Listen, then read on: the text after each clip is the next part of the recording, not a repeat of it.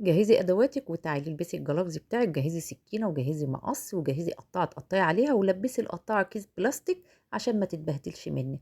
وانا مجهزه معايا كيلو ونص من الرنجه، وابتدي قصي الراس والديل وقصيها من البطن زي ما انت شايفاها كده، وبعد كده افتحيها وطلعي بقى منها البطروخ وطلعي منها التنظيف بتاعها، وتفتحيها وتشيلي السلسلة اللي في النص، وبعد كده الطرفين رفيعين أوي اللي هما بيبقوا رقيقين وفيهم اسود كتير أو غامقين دول، تيجي نضفيهم وقصيهم بالسكينة أو بالمقص برضه، وابتدي اعملي فراغ من عند الراس من الجزء اللي فوق، وهتلاقيها بتطلع معاكي شرايح سليمة وسهلة وتبقى بسيطة معاكي. وكده انتي نضفتي الشوك في نفس الوقت، اللي هو الشوك اللي بيبقى على الجنبين شلناه مع الجنبين او الاطراف اللي هي رفيعة دي ما بيبقاش فيها لحم ولا حاجة، لحد ما تخلصي الكمية بتاعتك كلها. ودي اسهل طريقة تنضفي بيها الرنجة من غير ما تبهدلي المطبخ بتاعك.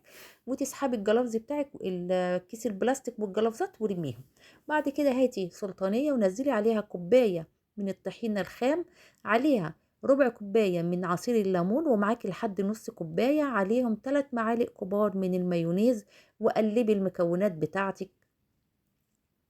وبعد كده هنجهز معانا حزمة بقدونس وناخد الورق بتاعها بس، ومعانا بصلة متقطعة طرنشات، فلفل ألوان أخضر أحمر أصفر، أو اللي موجود عندك اشتغلي بيه، ممكن تشتغلي بالأخضر رومي بس. وقلبي كويس بقى في الخليط بتاعنا، هيبقى ريحته حلوة وطعمه حلو جدا. انا حطيت فلفلايه حمراء كبيره، واحده صفرة كبيره، واتنين اخضر. هناخد نص الخضار او السلطه اللي احنا عملناها دي وهننزلها في الكبه، وناخد نص الرنجه بتاعتنا وننزلهم برضو شرايح طويله كده في الكبه، وهيطلع معاكي احلى سلطه رنجه طعمها حلو جدا وفي منتهى الجمال. طبعا انتي لو بتحبي الحامي هتحطي مع المكونات دي قرن او اتنين فلفل حامي، ونضربهم ضربة حلوة خفيفة كده. وبعد كده حطي بقى افرشي ورق الخاص بتاعك عشان يدي شكل، ونزلي عليه سلطة الرنجة. وده أول طبق، وده هيبقى أحلى طبق، بتبقى طعمها حلو جدا وطريقة سهلة ونظيفة وسريعة في نفس الوقت.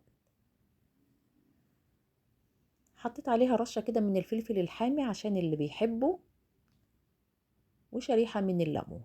بعد كده ندخل بقى على الطبق التاني، هناخد نص المكونات اللي احنا شلناه من الخضار والمايونيز والطحينة واللي انتوا شفتوه اللي انا عملته ده كله، وهاخد بقية الرنجة النص التاني واقصقصه قطع صغيرة كده بالمقص على قد اللقمة بتاعتنا، وهقلبها مع الخضار كويس. وكده يبقى عندنا طبق تاني وبرده طعمه حلو. هنا بقى بتحسي بطعم الرنجة قطع معاكي، ممكن تمسكيها بايديك وممكن تكبري القطع زي ما انت عاوزة، وزيني بقى فلفل حامي لو انت بتحبيه، وشريحتين 3 من الليمون للي عاوز يزود ليمون.